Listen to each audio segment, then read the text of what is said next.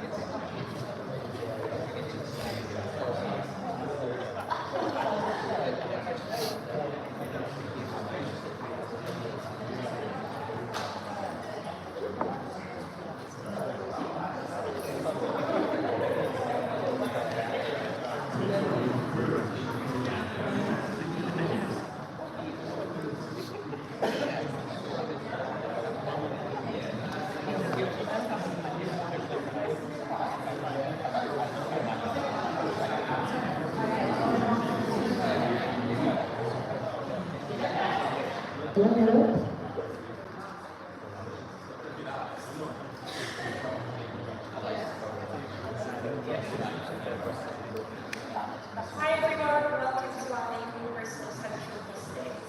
We're really pleased to be hosting you all today, and we do have some of the candidates from the main parties to answer your questions about housing, borough council tax, bailiffs and public transport. Just a bit of housekeeping before we get started. The toilets are just through that way, and there's also water up here if you get thirsty or get a hot yourself. You can see people around in tabards. Our students, so if you do have any questions, raise your hand up and we'll be able to help you. So our hustings are only going to be covering 14 zones: housing, borough council tax, bailiffs, transport. If you do have any questions that you don't feel into those things, please do email the candidates directly. The stewards have the candidates' email addresses that they can come back to you so they can get their attention if you email them. Final thing, this event is being recorded, so give us a wave, everyone that's recording. If you don't wish to be recorded, have a chat with these people and let them know, please. So for those of you who haven't come across ACORN before, we're a national union of working class people that are organising together to fight for decent, affordable housing, public services that actually work, and most importantly, empowering communities to fight for the best standard of living abroad. ACORN began in a room just like this one, actually not too far from here in All Hallows Hall, where community members gathered to hold those in power accountable. Since then, we've fought and won huge campaigns across a wide range of issues. In housing, for example, we secured £100 million for fire safety improvements in 60 tower blocks across the city. We also had a huge 30 letting agents sign a pledge against rental bullying here in the city, which includes CJ Hall, which I'm sure you all know is one of the largest ones here. But our work doesn't stop at housing. So with public transport, for example, we fought for the return of buses to public control in cities like Liverpool, Birmingham, Oxford and Manchester. We've also managed to get councils to stop the use of bailiffs for council tax collection. Driven by the needs of our local members, we engage directly with our communities by knocking on doors, recruiting new members to the union and using our collective strength to achieve big wins. None of that is done through expensive lobbying, fancy lawyers or historic wealth. It's all power that we build right here, door to door throughout our city and in meetings like this. Like a trade union, we're a membership organisation and we're funded by every member chipping in an hour's wage a month. So no dodgy funders or big financial backers. We're not in anyone's pocket and our members run every level of the organisation right to the national level. But unlike trade unions, we don't cover a specific workplace. So this means that anyone can join the union and have their say. If there's one thing that we've seen over the last few years, it's that we can't rely solely on politicians to do what we need. And there are pretty harsh limitations on the ability of Parliament to get things done. So we need community organising to bring people together and create mechanisms for holding politicians accountable and to make sure they actually do the things that they say they're going to do. For example, as the largest renters group in the UK, we spent a long time pressuring politicians to make tenancies open-ended along with some other demands as part of the Renters Reform Bill. Despite our efforts, we were repeatedly let down by consecutive governments who made promises they did not keep. Instead of waiting for change, we took matters into our own hands. On a single day, we demanded more open-ended tenancies across 30 cities in the UK. We specifically targeted TSB Bank for their buy-to-let mortgage lending clauses that contributed to rental insecurity nationwide. We mobilised parents, children, students, pensioners and people from all walks of life to march into their local banks and demand change. Just a few days later, our members were negotiating these clauses at the TSB head office in central London. When politicians fail to act, it's vital that we're able to take power into our own hands in the community and demand the change that we need. We need to hold these politicians accountable as a collective, and that's exactly where ACORN comes in. So ACORN Bristol is actually the biggest branch in the UK. We've been around for 10 years now, and we've had some great wins over the past decade, but we're always keen to hear from as many members of the community as possible about what's affecting them most. So you've probably seen membership forms on your seats. Fill it out and hand it to the steward, or leave it on your seat list and collect at the end if you want to have your say. If we can leave this meeting with new ideas, that's great, but if we also gain more members supporting us, we'll have the power to hold whoever gets elected on the 4th of July truly accountable for the council. Given what's at stake across the country in this election cycle, I'm sure we can all agree that that's crucial. So, what are we doing here today? Election Hustings are obviously a great opportunity for us to hold the candidates representing our communities to account and to question what they intend to do about the issues that affect us on a day-to-day basis.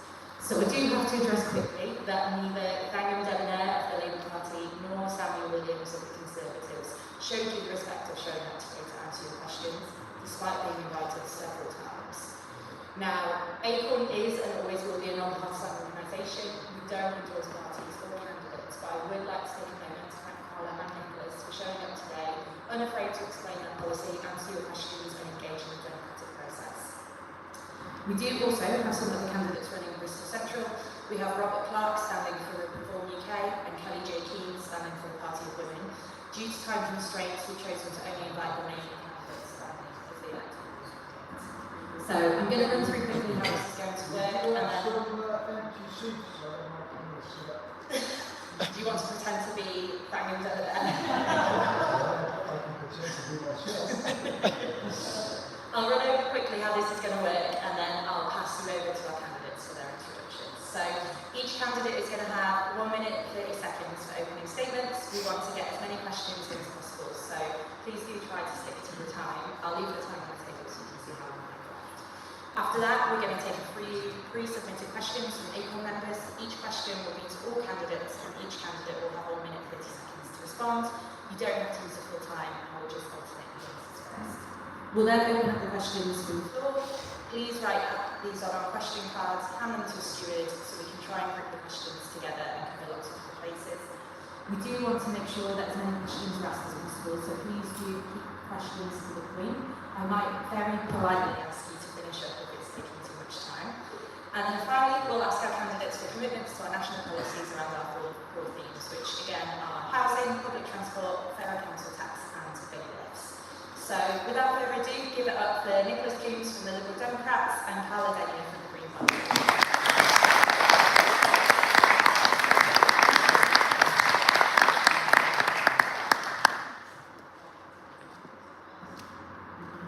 Let's start from the left-hand side.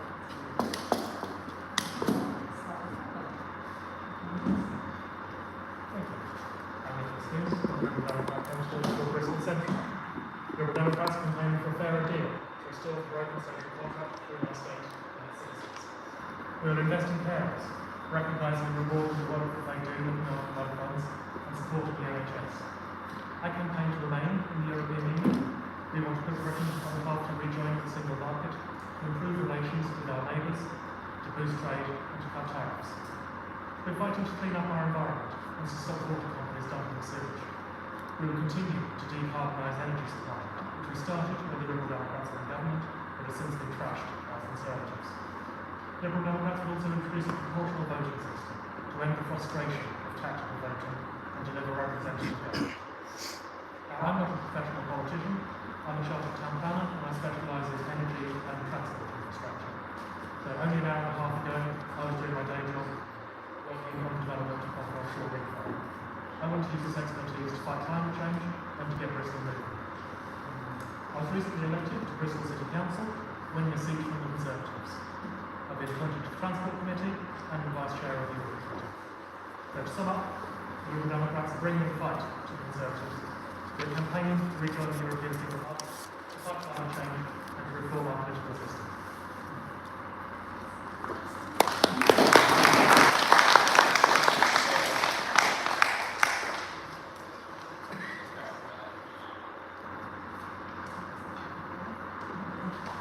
Testing, 1, 2. Still not mega loud. How does that sound?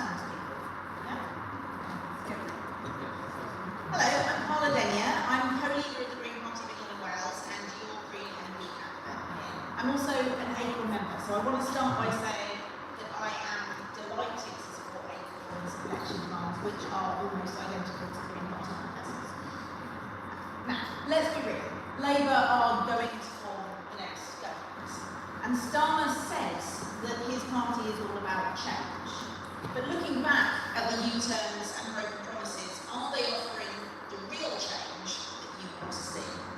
I'm here to make the case that we deserve better, that our children deserve better.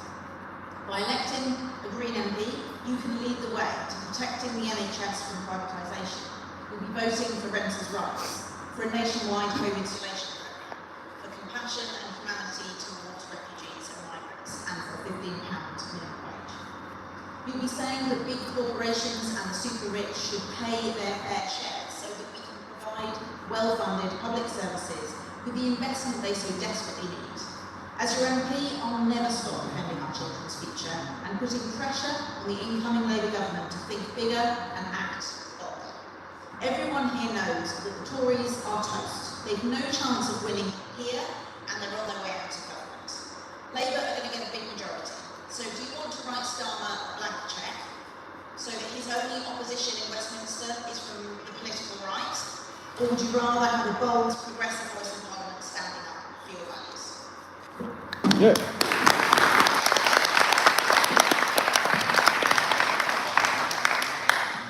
Thank you both. We'll move on to some pre-submitted questions now.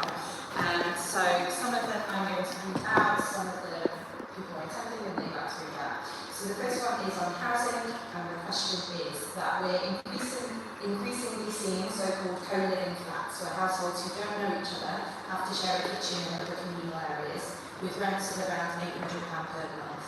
Some are half the size of the government's minimum standard for a home.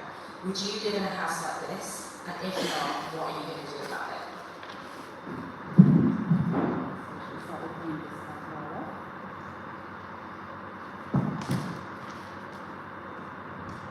The thing is, the idea of co-living is a good idea if it's a choice that people can freely choose. One of the first projects I got involved in when I moved to Bristol was actually a co-housing, or effectively co-living project, where we would come together intentionally as a community.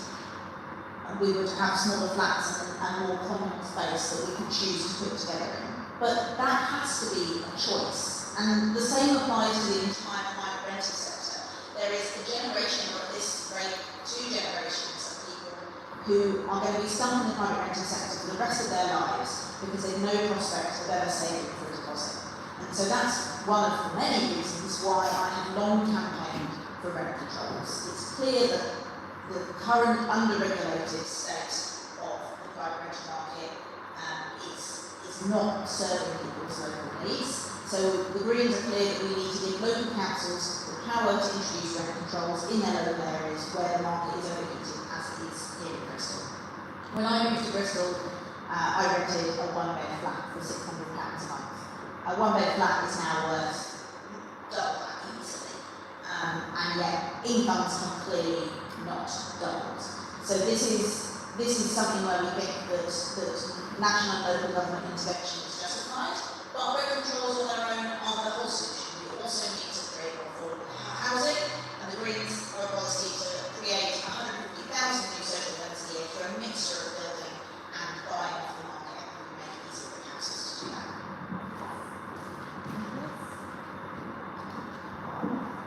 Thank you. Yes, I would agree with Ms. Daniel there that if you choose to live in a shared home, then that's absolutely fine. As a student, as a young professional.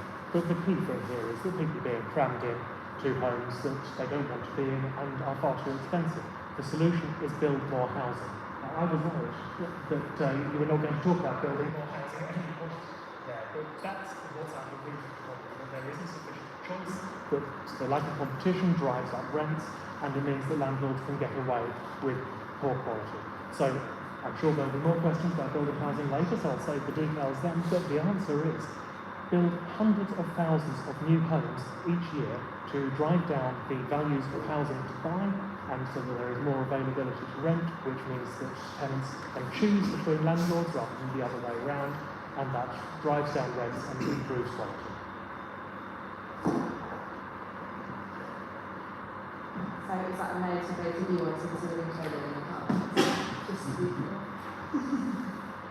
Yeah, a no to having no choice. Next question is also on housing. In Bristol, there are social housing developments that were approved years ago that still haven't been built. How are you going to make sure social housing is built? Sure. So social housing comes from two different sources. It's either built by the local authority or it's built by a housing association. Bristol does still have the local authority model. Now, in order to get something built, you need to have the funding to do so. And our solution as Liberal Democrats to this is to reduce the costs associated with local authorities building housing. The easiest way of doing this is taking out all of the profit that comes from a parcel of land being given planning permission. There's no reason for that landowner to take the profit out of development being given to them.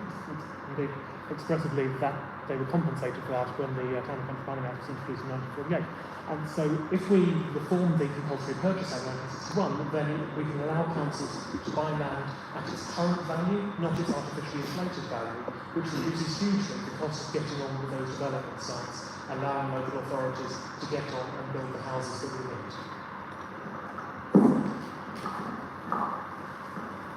This microphone seems to pick up big move much better than it picks up speaking. Okay. Now, I feel like that's overdoing it. Is that uncomfortably loud? No. Okay, fine. So you're quite right. Locally, there are thousands of homes that have planning permission, both private sector and social, that haven't been built. And that's something that, as a Britain Council, I've already been acting on. I seconded a motion that went to Bristol City Council just before I stepped down as councillor, just before May, that's specifically about unblocking that process and making sure that the council planning on is properly resourced to get those houses built. And that's something that the new administration of Bristol City Council will absolutely continue to work on. Nationally, because of course we're standing for election to be your representatives in Westminster, how will we get more social housing built? Well, the Green Housing policy is to create 150,000 social homes a year. Currently, councils don't have the funding to do that. We're the only party that's being honest about the level of funding that's been cut from public services, including local councils, since 2010. 40% cut in government grant to councils. We are, quite simply, anti-austerity. We challenge that idea that cutting is the way to a better government. It is. So we would make sure local governments funded properly. In particular, for council housing, we would allow councils to borrow within credential limits, of course, and currently they're overly restricted on borrowing for council housing, even though it's a fairly safe investment. We would also, it's not all about public funding, we would create a national housing fund run by the UK Infrastructure Bank, which would allow institutional investors like pension funds to invest in social housing, because again, that's a very good ethical investment, perhaps an alternative to investing in fossil fuels, so it's part of the divestment movement as well. Next we have a question from Jamie on housing. It's Jamie here. We've got a mic coming to you.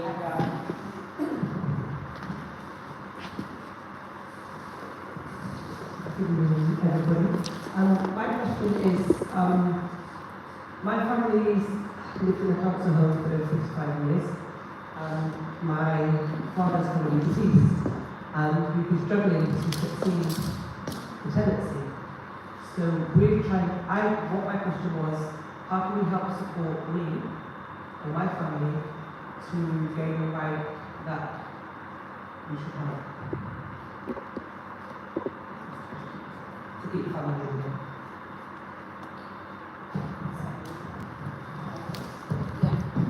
Is it okay to ask, before the time starts, like, what's the struggle? Like, why are you being told no? Well, we haven't been given a proper reason. Basically, my other brother is a property. I'm 45 years old, and my dad was a tenant before the council was landlord. And he was given a gentleman's agreement that he was able to live there definitely, which was like to buy. They're just making up all excuses to not give us that right. We've been paying full rent and property tax for the last 4 years. I've done recordings in that house. His mum was married to my dad. His mum parted from my dad and lived up the road. When that happened, the judge ordered him to two properties. So they're asking him to produce things he doesn't have. He hasn't physically left home, so he's never paid rent or tenancy anywhere else because my dad passed away.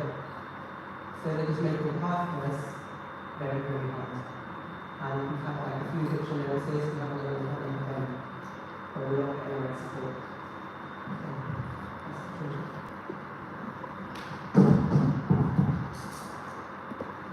I'm so sorry to hear that. That sounds like a complete nightmare.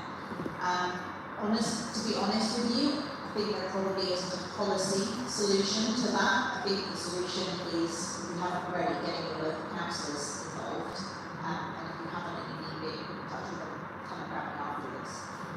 Because that's unfortunately the kind of example that we see, partly probably from a council that's so severely under-resourced and not funded properly that sometimes they have a pretty cold computer says no approach to recognising someone's basic need to have a roof over their head and to have some consistency in their housing. And that's what matters to me and to the Green Party, that to recognise that housing is a human right and that we all deserve to have a safe, secure, warm, affordable home. I'm really sorry that you're in a situation where that's a risk of being taken away from you.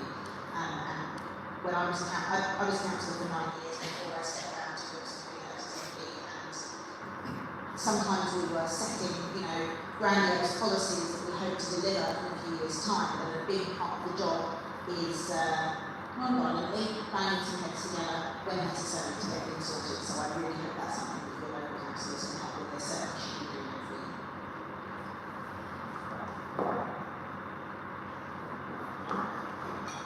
So I've got a similar response there, that if there's an entitlement in law, then it's a failure of administration of the local authority and social housing provider.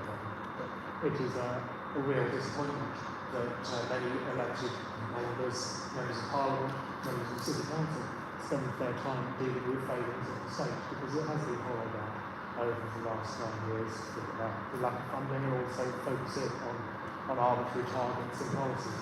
So the big picture solution to this is getting the council, Bristol City in this instance, back to functioning. But the short-term answer is indeed going by your local councils, and if they're not being helpful to you, then the citizens' advice bureau can also help. We really raise representation, and the reality is, if we live in social housing, how can we afford to fight the council in court, realistically? That's the representation is on. Well, that's the advantage of getting your council involved if you haven't already. It changes. We do. Well, the councils won't change now for 4 years, so hopefully you've got some stability. And, if I'm elected as MP, then that's the kind of thing that I and my office will be able to help with the case work as well, so please definitely a great We'll move on to the next question, which is about public transport. So this one says, I once waited 2 hours for a bus to bring fish farms to the centre. I know it was 2 hours because I got 2 hours into a film I was watching on my phone. How will you ensure reliability of bus services at times? Sure. So the Liberal Democrat solution to bus services, reliability, pricing, and everything else in Bristol, something that we have been pushing for in this city for 5-10 years, and now have management by Council, is to look at franchising. This is taking control of the routes, the services, the service quality, and pricing into the public sphere, so that the local authority, in this case the West Provider Authority, sets those quality standards and changes out the routes to bus companies to bid for. So this is a system that works in London, which is a far superior service to public transport in Bristol, and is in the course of being introduced in Manchester. So there is growing movement towards this. We're starting to win over our colleagues in the Labour Party who were against it before, but they seem to be winning now, so I wouldn't complain about that. And by improving the level of control that the local authority has over these previously deregulated services, we can start to get some accountability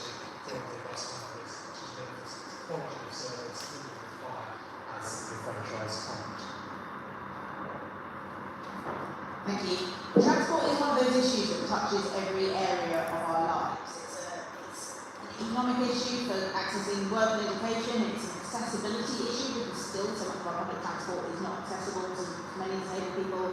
It's a health issue with air pollution and so on. And it's an equity issue because 1 in 5 families in the UK doesn't have access to a car, and that rises dramatically for lower income households. So having a good quality public transport system, specifically bus system in Bristol, is so important for making it a fairer place as well as easier to get around and greener. And this is an area where there is actually some converging, as you said, some converging opinion on what to do about it. I also campaigned for the West Midlands Metronet to use the carers to franchise Bristol's bus services. Been doing that for years. I know ACORN has as well. Thank you so much. Ultimately, the Green Party wants to give councils the power to set up completely publicly owned bus services. Currently, that's not legal. That's something that I would campaign for if I'm elected as an MP. In the meantime, franchising is certainly a long way better than nothing. It's a bit of a halfway house. It allows the council to set a contract with bus companies. And as Nicholas said, it's part of the reason why public transport, especially buses in London, is so much better than here. Part of the reason. The other part is investments. Because in London, so much more is invested per person into public transport than it is here. And that's why nationally the Greens would be investing an additional £19 billion over the next 5 years to improve public transport, because you get what you pay for.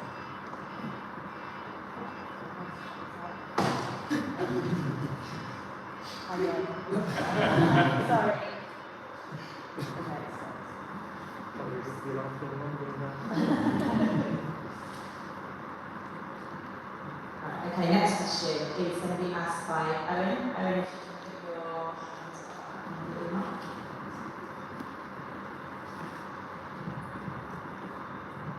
Hello.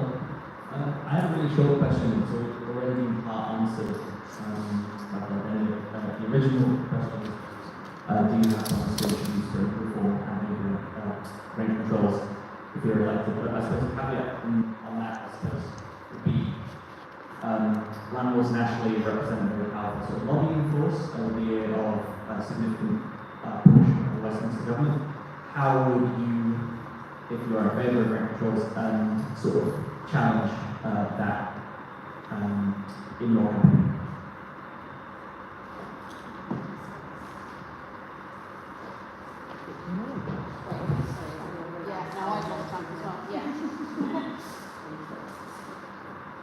Yeah, you're right.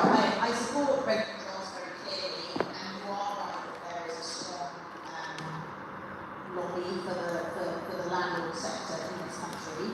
The Greens are very clear that we do not set a policy depending on the opinions of people that may or may not donate to our party. And in fact, we would reform the political system quite substantially so that there is much more transparency about lobbying and donations to all political parties and political candidates, so that it is clear to everyone who is influencing who investments.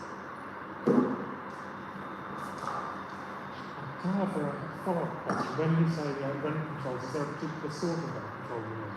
Like during tenancy, between tenancy, citywide? Curious as to what your ideas would be. And that's the thing, isn't it? When we talk about rent control, we don't actually define what it is. And so there are so many versions of it that deliver different outcomes in different areas. What's the holistic picture? What is it that we're trying to achieve through rent controls? And my answer would be that if what we want is greater availability of housing to buy, to rent, for social rent, if we want greater quality, if we want lower costs, the solution to that is building houses, not taking the limited number that we already have and effectively putting them into the social housing category, making them really hard to get into with very prized fixed rents that people have to compete for, and then there's a black market in secondary renting. The solution is building more houses, and that's why the Liberal Democrat manifesto has got a target of building 380,000 new homes per year. And it's just not the Green Manifesto doesn't.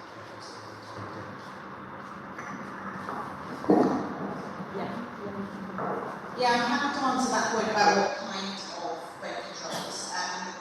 It was a joint Green and Labour motion that passed on Bristol City Council, that both agreed that the council would lobby national government for the power to bring in rent controls, and in the meantime initiate a study which has been taking place, many of you would have responded to the consultation, on what kind of rent controls would work best for the city.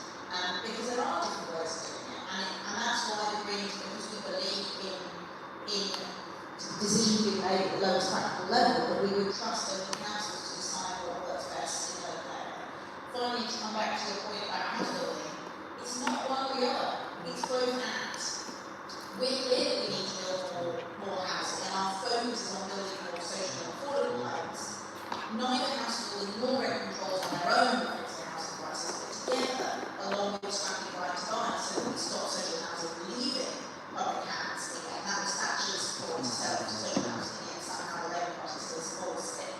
And giving council the power to make sure that the kind of climate sensitive housing that is built actually meets local needs rather than being luxury executive homes that are just assets rather than meeting what people need in their local area. All of these measures together are what's going to tackle housing crisis, not only one of them in isolation. I'm going to come back on that. Is that we want to, I asked the question, what type of rent control? Okay, it's something from the outside, what type of rent control do we prefer? Now, there was stuff which might actually quite well, and that did not concern whether large cycles better or worse than the other. In fact, it said that there was no evidence that rent controls weren't at all. You work in Berlin, happy rents in Berlin has been working quite hard. We do that. Yeah, it's commonplace in many European cities, and there's lots of Next question we have from Daniel about housing. Is there anyone here to read that question? Yeah.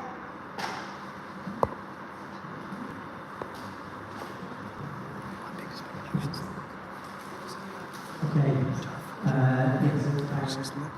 energy efficiency of housing. So going back to the 1980s, we had subsidies, I can't remember precisely, but subsidies for loft insulation. Since then we had schemes for solar panels